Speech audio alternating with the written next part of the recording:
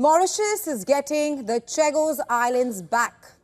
The UK has agreed to hand over the archipelago to Mauritius, but it will keep the biggest island of Diego Garcia for 99 more years. You may wonder why. Because it houses a UK-US joint military base. Let's tell you more about the significance of these islands in the Indian Ocean. Well, the Chagos archipelago comprises more than 60 islands and it lies south of the Maldives in the Indian Ocean. Diego Garcia is the biggest island in the Chagos archipelago with an area nearly 32 square kilometers. Now, the V-shaped coral island had a population of around 924 in the year 1966. And these were mostly contract farm workers on copra plantations. Since the 1970s, Diego Garcia has been used as a joint base by the UK and the US militaries, while the Chagos Islands have been British-owned, UK-owned. Now, the placement of Diego Garcia makes it an important strategic location in the Indian Ocean. Telling you more about this, it lies around 1,900 kilometers to the northeast of the Mauritian coastline and nearly 500 kilometers to the south of the Maldivian archipelago. It is nearly 1,800 kilometers away from the southern tip of mainland India in Kanyakumari.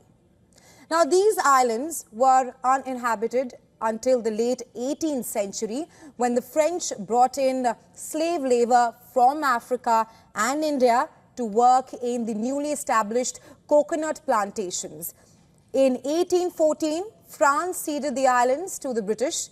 They were part of Mauritius under UK rule before UK constituted the British Indian Ocean Territory in 1965 and detached the Chagos Islands in the year 1965. Well, when Mauritius gained independence in 1968, Chagos Islands remained with UK. Well, Mauritius has been asserting its rights for the islands since then, since 1968. In 2019, UNGA adopted a resolution demanding that the United Kingdom unconditionally withdraw its colonial administration from the area, and India voted in favor of Mauritius. India has been a long supporter of Mauritius' claims on the islands, and in 1974, when US began to plan the joint base in Diego Garcia, the then Prime Minister of India, Indira Gandhi, called it a threat to India. Let me quote her. She said, "India faces increasing external dangers because of the activities of some powers who are planning to set up a nuclear base in the Indian Ocean." On this historic agreement, we are now being joined by Anil Vadva from the Indian capital, New Delhi. He is a former Secretary, Ministry of External Affairs, and has served as the Indian ambassador to Belarus, Italy, Thailand, Poland and Lithuania. Welcome to Newspoint, Ambassador Vadva. Now, the UK government has announced the agreement on handing over sovereignty of the Chagos Islands, debarring the Diego Garcia Airbase, and this move has been welcomed by India. Reports also suggest that India perhaps played a crucial role in forging this agreement between UK and Mauritius. What are India's stakes here? Well, as far as India is concerned, I think Diego Garcia and in fact the Chagos Islands are strategically located in the sea lanes of communication. Also, as far as the UK is concerned and the United States is concerned, it has been a long-standing strategic base on which they have had turnaround facilities and also Air Force bombers. And that sort of gives them a wide reach into the Indian Ocean area, where in times of conflict, they can easily rely on this base to scramble resources from that point. And therefore, for UK as well as the United States, this becomes extremely important.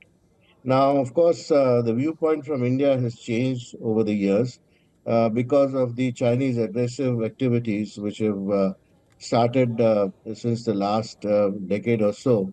And the Chinese presence in the Indian Ocean has also grown.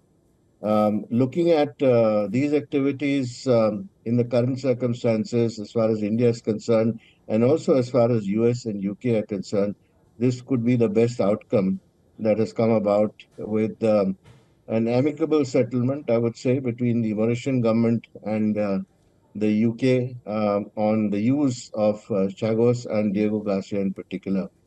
Going forward, I think the grant, the trust fund, which will be set up by the UK to facilitate relocation of the Chagosians on this island, should in fact help the Mauritian government to develop the islands, while at the same time making sure that Diego Garcia is not come in the way of bilateral relationship with the UK.